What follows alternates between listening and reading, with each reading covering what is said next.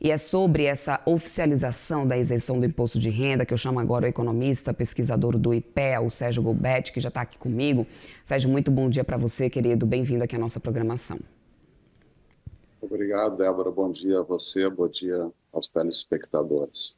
Sérgio, antes de mais nada, antes a gente até inclusive falar um pouco mais, né, sobre os impactos positivos para os beneficiários, que eu acho que esse é um dos principais pontos, né, dessa pauta,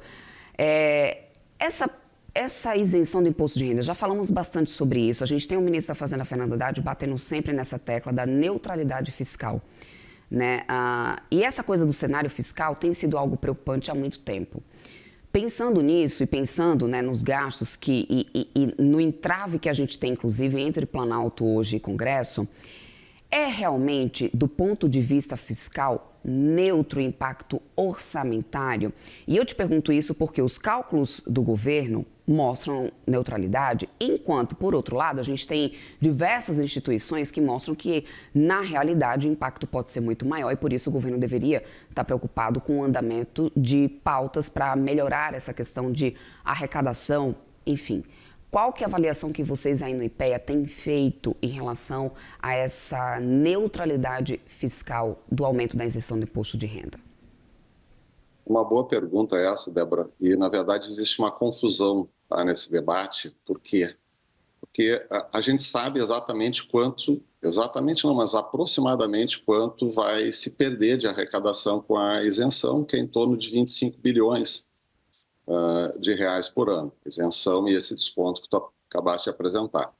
Quanto à receita compensatória que se terá da tributação da alta renda e da tributação de dividendos, essa receita ela é incerta. Por que ela é incerta? Hoje nós sabemos que o volume de dividendos distribuídos anualmente gira em torno de 950 bilhões a 1 trilhão de reais, e sabemos que cerca de 580 bilhões desses valores são superiores aos 600 mil reais anuais, 50 mil no ano, e, portanto, estariam sujeitos a uma tributação de 10% na fonte. Só que, se a gente fosse fazer esse cálculo automático, né, 10% de 580, a gente teria uma receita até maior do que os 25 bilhões, em torno de 50 bilhões. Qual é a questão? É que, com a entrada em vigor do projeto, naturalmente, em reformas dos mesmos moldes feitas em outros países do mundo, é natural que as empresas e os contribuintes reajam. Então, é natural que haja uma redução na distribuição de lucros e dividendos. Então, vai depender da hipótese, da resposta que os contribuintes, que os agentes econômicos tenham a essa reforma, que nós vamos ter o resultado da arrecadação. Em cenários semelhantes aos que a gente viu em outros países, que é uma redução em torno de 30% a 40% na distribuição de dividendos, né, nós chegamos, né, a valores de arrecadação que são um pouco superiores a esses 25 bilhões que a gente mencionou há pouco, que é o impacto da isenção. Em torno de 30 bilhões seria o potencial de arrecadação. Então, lembrando que, além da tributação propriamente de dividendos, a tributação de dividendos vai ser uma antecipação de um acerto de contas que vai ocorrer só na declaração anual de renda, onde vai ser considerado não apenas os dividendos, mas todas as rendas da pessoa. E aí é que vai se aferir quem já pagou os 10% de mínimo ou não. Então, é possível que a pessoa tenha uma retenção na fonte sobre seus dividendos, se ela receber um valor acima de 50 mil reais, mas ela também vai ter uma devolução depois de restituição de imposto de renda na declaração anual do imposto de renda, dependendo de diferentes situações. Nós temos até um teto, né, de tributação sobre lucros, que vai ser calculado somando o que a pessoa física pagou com o que a empresa já pagou. Então, a resposta, né, a esse ponto, esse cálculo não é tão simples, e eu diria que ele aponta, sim, para um resultado que tende a ser bastante próximo dessa chamada neutralidade. Tem de ser próximo, mas não dá ainda para a gente cravar, então, numa neutralidade nesse momento. Acho que teremos que esperar pelo menos o próximo ano fiscal inteiro para ter uma certeza sobre neutralidade ou não, Sérgio. Seria o mais sensato para que a gente consiga cravar essa afirmação, esse ponto de vista realmente neutro no cenário fiscal?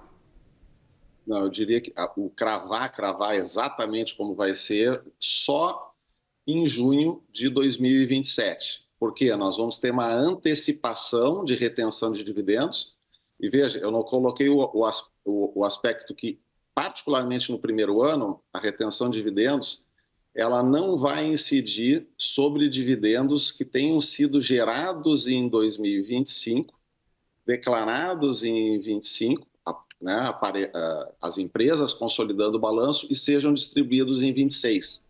Então, existe uma janela, né, para as empresas estarem evitando essa tributação, porque os empresários estejam evitando essa tributação em 2026. Então, o valor, provavelmente, de 26, ele tende, inclusive, a ser um pouco diferente daquele que vigoraria a partir de 27. Mas daí nós vamos ter o segundo ano, 27, que é um ano pleno de tributação, e nós vamos ter a apuração do imposto mínimo na declaração de 27, relativa às rendas que as pessoas obtiveram em 26. Mas quando eu falo aproximadamente, porque uma conta, quer dizer, arrecado 25, perco 25 de um lado, arrecado 28, 30 bilhões, é algo muito próximo da neutralidade dentro do que a gente, dos grandes números, né, de política fiscal do país. Agora, Sérgio, existe também um debate muito importante quanto ao potencial inflacionário dessa medida. E aqui eu quero deixar muito claro que a gente não está discutindo o mérito, né, da questão, porque acho que essa questão de justiça tributária, da gente ter quem ganha mais, né, pelo menos tendo uma certa paridade, né, de pagamento de imposto, a gente realmente tinha uma questão de muitos casos, né, pessoas que têm um rendimento muito menor mensalmente, devido a essa questão de brechas fiscais e tributárias, a gente tinha pessoas que tinham um rendimento muito maior, pagando proporcionalmente menos de imposto. Ou seja, eu acho que o mérito da questão aqui não é o que a gente questiona, até porque eu acho que é muito mais do que bem-vindo a isenção do imposto de renda para quem ganha até R$5.000. Porém, a gente tem do outro lado, e eu acho que a economia é sempre muito isso, né? Você tem uma notícia positiva que às vezes gera um efeito negativo. E às vezes as pessoas, né, tendem a não entender muito bem quando ouvem um economista falando, às vezes acham que é porque a gente está contra, eu sou jornalista, mas aqui a gente trazendo a notícia, eu tento me limitar um pouco em explicar as coisas, porque às vezes as pessoas interpretam de uma maneira errada. Então, não é o mérito da questão, acho que é muito mais do que bem-vindo essa pauta. Porém, o efeito inflacionário, já que a gente vai ter um dinheiro a mais entrando nessa economia, qual que é a avaliação que vocês fazem desse impacto inflacionário, desse aumento da isenção do imposto de renda? É um impacto a ponto de ter efeito na economia sob taxa de juros, sob controle de inflação, ou você não vê um impacto potencial para tanto? Não, sinceramente, eu não vejo. Pelo número, né? Nós estamos falando de 25 bilhões. Uma parte desses 25 bilhões pode ser que seja uma parte predominante, uma parte majoritária desses 25 bilhões, de fato, pode se transformar em consumo.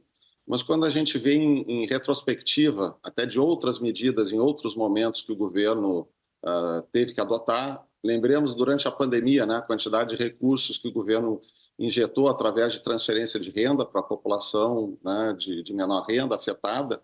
Então, eu diria que uma cifra, né, de 20, 25 bilhões injetada na economia não é algo realmente assim tão preocupante em termos de impacto inflacionário, né? De todo modo, eu acho que hoje, né, o Banco Central tem atuado, tem monitorado essa questão da liquidez da economia. Nós estamos com um índice de inflação hoje relativamente estabilizado, e o que, como tu diz, temos o mérito da medida, e eu queria destacar aqui, do ponto de vista de mérito, tentando falar em nome talvez dos economistas, hoje nós entendemos que há muito mais mérito, inclusive, na medida compensatória do que na própria questão da isenção. Por que na medida compensatória? Porque não se trata de uma medida meramente compensatória. A tributação da alta renda, a tributação dos dividendos, né? Essa foi uma medida paliativa, um primeiro passo de uma reforma estrutural do imposto de renda que nós temos que fazer no Brasil para alinhar a nossa tributação com as melhores práticas internacionais, que infelizmente nós não temos, né? O Brasil é um ponto fora da curva. O Brasil, como vocês sabem, é um dos poucos países do mundo que até hoje isenta a tributação de dividendos. Isso não existe. Na América Latina, muitas vezes perguntam, existe na Bolívia só. Né? Nós queremos ser igual a Bolívia ou nós queremos ser igual aos países mais desenvolvidos da América Latina, como México e Colômbia, que até poucos anos atrás revogaram a isenção de dividendos, ou ser como a maioria das economias desenvolvidas do país. Mas, então, são muitas modificações estruturais que nós temos que ainda fazer no nosso modelo de tributação da renda, pessoal e corporativo, para nos alinharmos com as melhores práticas internacionais. Excelente ponto colocado, Sérgio. Acho que esclarecimentos como esse são importantes, né? Mais do que bem-vindos, discutindo essa pauta de ampliação do imposto de renda. Muito obrigada pela sua colaboração aqui hoje. Conversamos com o economista e pesquisador do IPEA, Sérgio Gubert. Sempre bem-vindo por aqui, meu querido. Até uma próxima. Obrigado, até uma próxima.